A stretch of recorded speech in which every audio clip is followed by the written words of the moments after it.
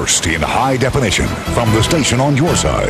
This is WAVY News 10. The legal machinery is in motion on the bombing of the USS Cole. The alleged mastermind of the attack that killed 17 locally based sailors was arraigned. In 2000, terrorists blew a 40-foot hole in the side of the Cole. The bombing happened while the Norfolk-based ship was refueling in a Yemeni port. 10 of your side's Melanie Woodrow has more on today's hearing in Guantanamo Bay for Abdi Al-Rahim Al-Nashiri. It has been a long journey for the USS Cole families. For 11 years, they've sought justice, including in 2007 when the families testified in a federal court case against the Republic of Sudan. October 12th was the day that really destroyed all our lives. 9 years after the attack that killed 17 sailors and injured dozens more, the alleged mastermind could be held accountable. He did it with no thought of humanity. It was done in order to inflict fear on this nation.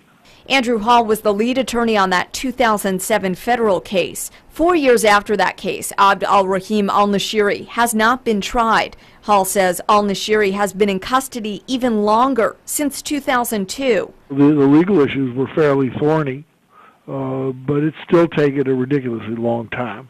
Those thorny legal issues, including what type of court al-Nashiri belonged in or whether or not he should be given prisoner of war status. What we really need to do is to squarely address the issue of how acts of terrorism that are perpetrated distant from American shores but to a U.S. facility, like a naval vessel or an aircraft, would be tried, and then have a uniform set of rules and implement them expeditiously. Today's hearing at Guantanamo Bay was largely procedural, with motions and questions for al-Nashiri. A trial date has not been set.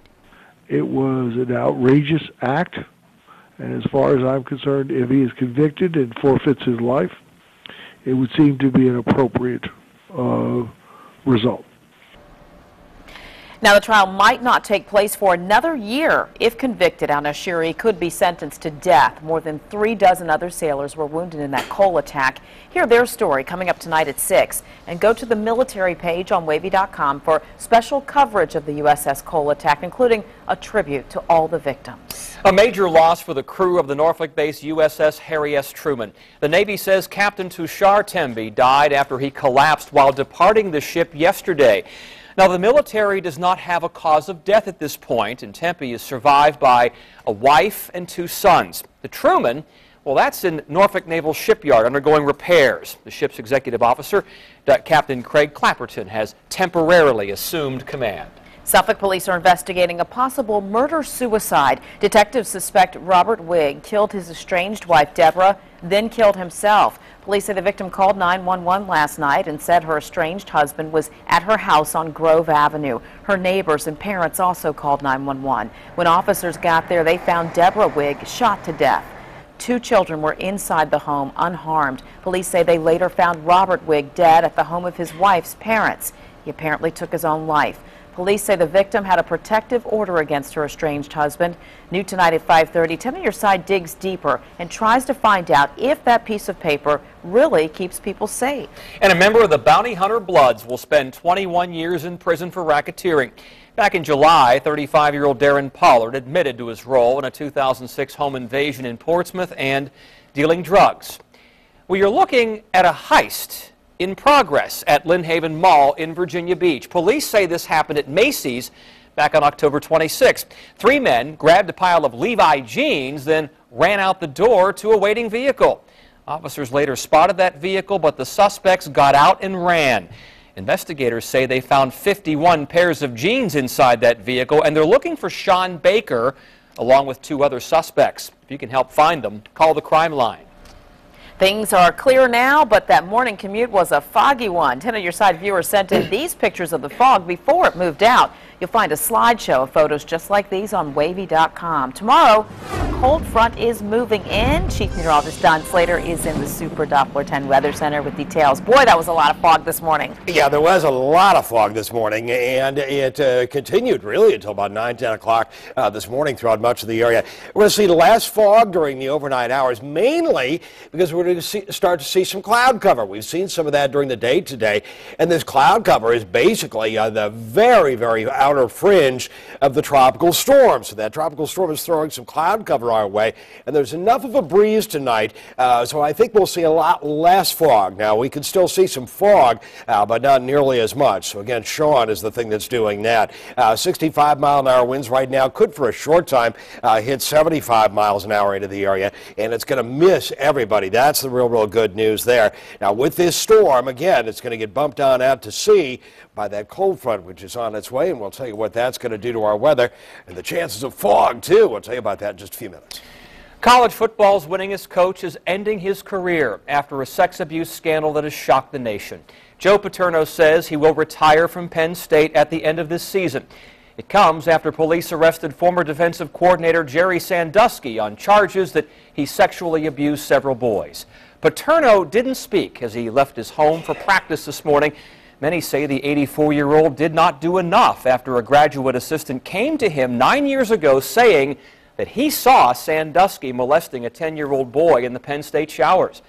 Now, this is a statement from Paterno today. Quote, "This is a tragedy. It is one of the greatest sorrows of my life. With the benefit of hindsight, I wish I had done more." End quote. Well, only on 10 tonight, a Virginia Beach native who played for Sandusky talks about his former coaches and the scandal and what we can learn from all of this. 10 on your side's Ann McNamara has his story. Ann. Tom, Keith Gogonius says Coach Jerry Sandusky took advantage of his position if these allegations are true. Now, these accusations have extra meaning to Gogonius, who remembers seeing young boys on the field and in the locker room. Today, he spoke candidly about Sandusky's behavior and about Coach Paterno's decision not to take those accusations to the police. Hey, we're Penn State! Coach, we are! Penn State! We are! Penn State! Amid allegations of a child sex abuse scandal involving a former coach and a possible cover-up within the Penn State athletic department, legendary football coach Joe Paterno says he'll call it quits at the end of the season. He has a big image. His shadow casts a long way. His word goes a long way. And, you know, I just think that they should have done more. They just didn't do enough, you know. Virginia Beach native and former Penn State linebacker Keith Gogonius says he went to Penn State to play for Jerry Sandusky. I wanted to play linebacker there. I wanted to go to linebacker U. The master of that moniker, Sandusky, now charged with 40 criminal counts, accused of molesting young boys. The news came as a shock to this former player. They're like two separate people, you know, the Jerry Sandusky and the alleged monster that I'm hearing about. So it's like day and night. Gogonius wanted to see the accusations for himself, so he read the grand jury report. And I'm sitting there and I'm saying to myself, this can't, no, I couldn't picture it. But as I read 1 through 8, and I got disgusted. You know, I really got disgusted. Disgusted because he remembers those young faces on the field and in the locker room. Gogonius says he never saw Sandusky do anything suspicious. Never saw anything, saw anything inappropriate, never witnessed anything, and it just didn't happen in front of anybody. And as a coach himself at Hampton University, he's learned yet another lesson from his legendary coach. Make sure you do a follow-up. Did you call them? Why haven't you called them? And then if necessary, go over that person's head. You know, go over that person's head, but just don't drop it and leave it. Saw how that one turns out. Now, in that same interview, I asked Gogonius point blank, what would you say to Jerry Sandusky if you saw him today? His answer coming up tonight at 6 o'clock. Ann McNamara, 10 on your side. Now, Penn State's Board of Trustees will assign a special committee to this child sex abuse investigation. The trustees could also force Paterno to leave immediately, and they could take action against University President Graham Spainer. Police in Suffolk are investigating a murder-suicide tonight. The victim tried to protect herself with a restraining order, but it wasn't enough. Tonight, new at 5:30, 10 on your side looks at why you should still get one, even if it cannot offer absolute protection. And there's only 4 in the country, one of them right here in Hampton Roads. Only on 10, see the equipment that's giving closure to families who lost loved ones in the water. One of the most recognizable symbols of the holidays apparently needs some publicity and a tax to pay for it. We'll tell you what's behind the new Christmas tree fee. You're watching WAVY News.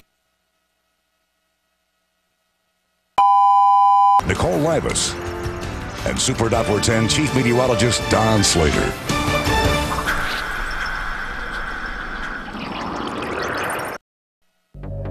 A 10 on your side consumer alert. Toyota is recalling 500,000 vehicles because of a glitch with the power steering that could make the cars difficult to steer. The cars involved are Toyota Avalons, Camrys, Highlander SUVs, Sienna minivans, Solara convertibles, Lexus ES330 sedans, and RX 330 SUVs. If this recall affects you, Toyota will notify you by mail starting in January. If you hear a strange noise coming from the engine compartment before receiving that notice, Toyota says have your car inspected at any dealership. You'll find more information about this recall on WAVY.com. And your Christmas tree could cost a little more this year. The Obama administration just imposed a 15-cent tax on fresh-cut trees. The government's charging producers and importers of fresh trees that sell or import more than 500 of them a year. The money will fund the new Christmas tree promotion board. That new board will try and pump up sales of fresh-cut trees. Sales of artificial trees have grown in recent years. Some people need help keeping the heat on, and that's where Virginia's Department of Social Services comes in. The agency encourages those who are struggling to make ends meet to apply for fuel assistance. They have a program that can help with electricity, natural and liquid propane, gas, oil, kerosene, coal, and wood. The deadline to apply is November 14th.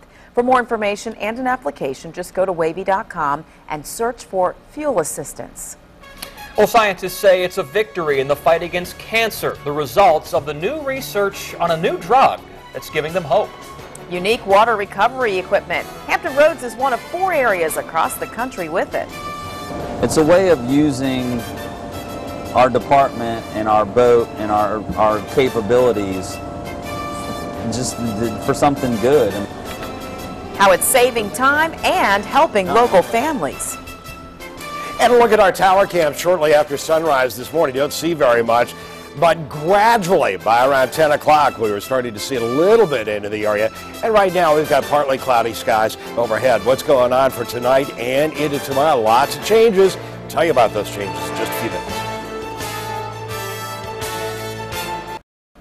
There are only 4 of them in the country, a unique kind of sonar device used for recovery missions on the water. And one of them is right here in Hampton Roads, and it's proven successful whenever it's put to the test.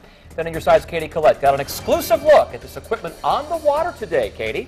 Hey, Tom and Nicole, the Newport News Police Department owns this state-of-the-art recovery device. It sends amazing images from the murky depths of the water to crews searching at the surface. And while Newport News owns it, it's proven beneficial so far to Hampton Roads as a whole. Unit 660, we're on the water, 3 on board, plus 2 right along. When Newport News Police head out to sea, they have a device on board they hope they never have to use. This is what they call a towfish, yeah. This torpedo-looking device, actually a state-of-the-art sonar machine called SideScan. It's one of only 4 in the country and mainly used to recover bodies underwater. This thing can be used anytime, day or night, 365 days a year.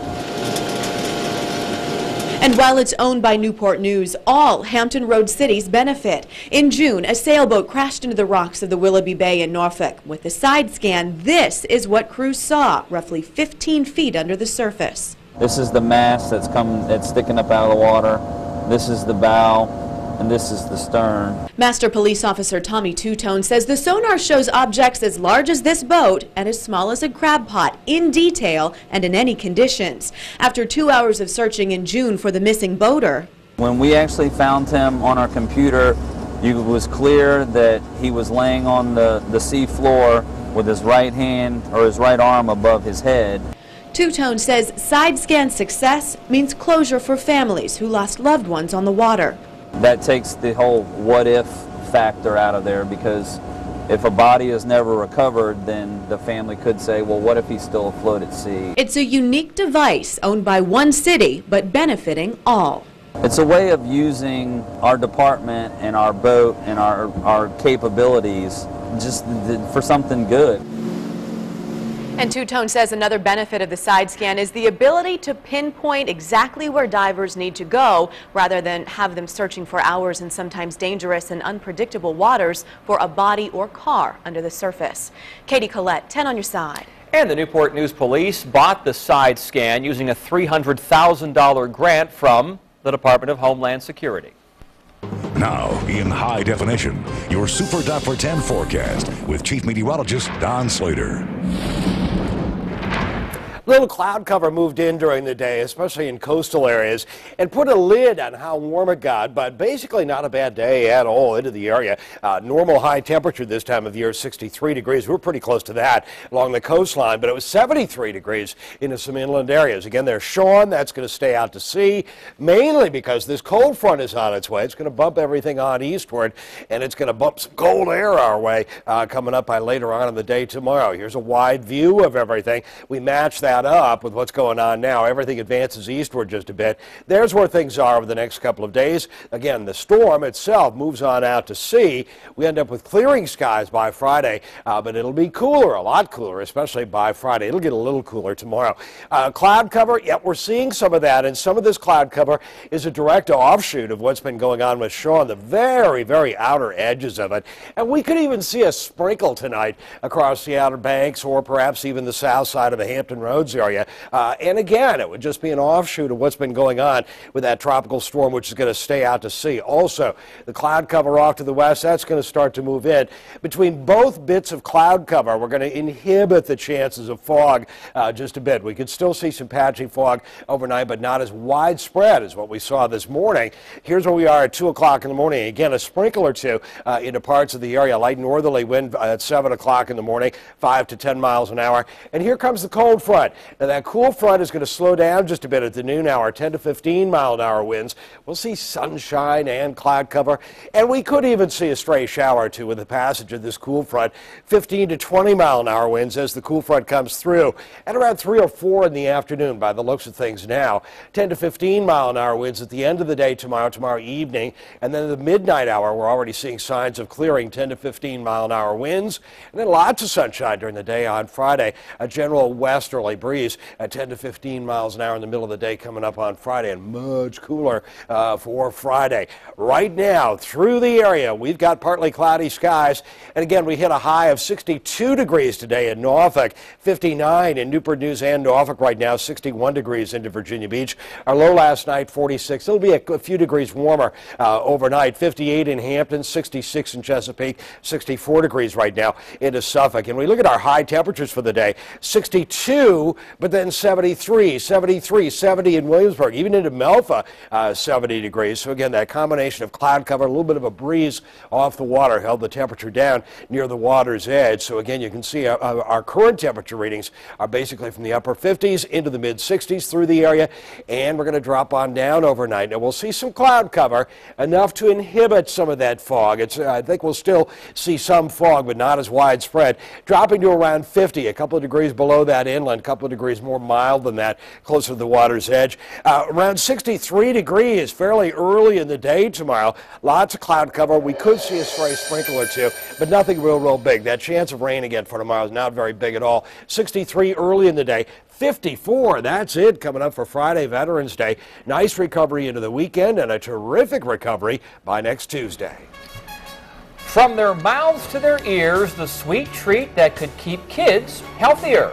From blue to red, Republicans are declaring victory in the Virginia State Senate. New at 5:30, 10 on your side takes a look at this power shift and what it means to you.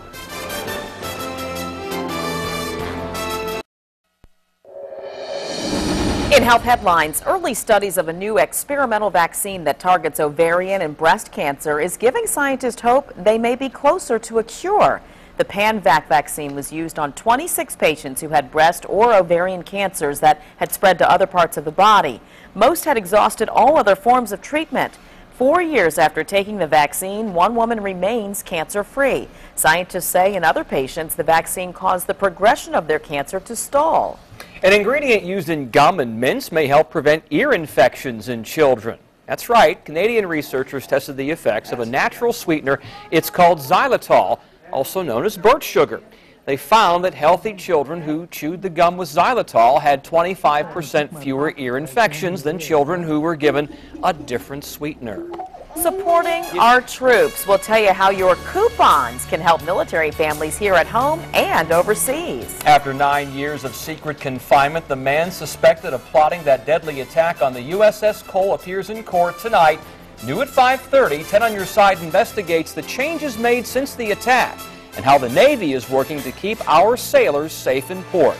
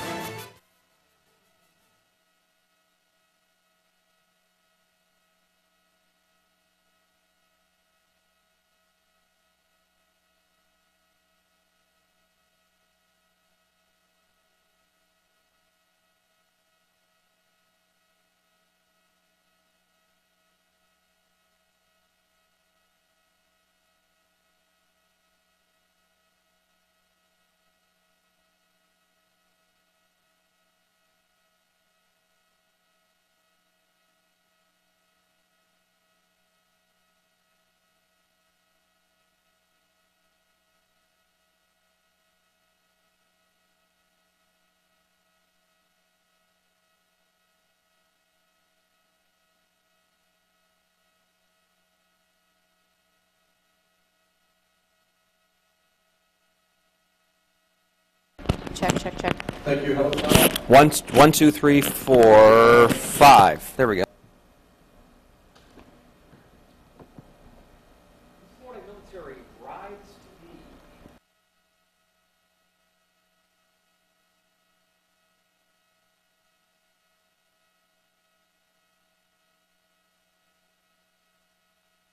be. This morning, military brides-to-be said yes to free designer wedding dresses. Active duty military women and fiancés of those who served in Iraq, Afghanistan, Bahrain, Libya, or Japan lined up in front of Maya Couture on Military Highway. The Norfolk Bridal Salon teamed up with the national charity Brides Across America to give away the gowns. It's the 4th year for the event to celebrate Veterans Day. When I heard about this, I was so grateful for the opportunity because it's nice to recognize that we're on this side too. When we're supporting our loved ones, that somebody supports us too, so that's nice. Maya Couture also donated a portion of today's accessory sales to the Navy SEAL Foundation. Well, that coupon expired. Don't toss it just yet. It can be used as a Troupon. The Coupons for Troops program helps military members and their families stretch their dollars. So here it is. Active coupons with at least 3 months remaining go to U.S. military bases. Coupons that have expired no longer than 2 months go to overseas bases. Only manufacturers' coupons can be used. You can find more information on WAVY.com. And stay with us. WAVY News 10 at 5:30 starts right now.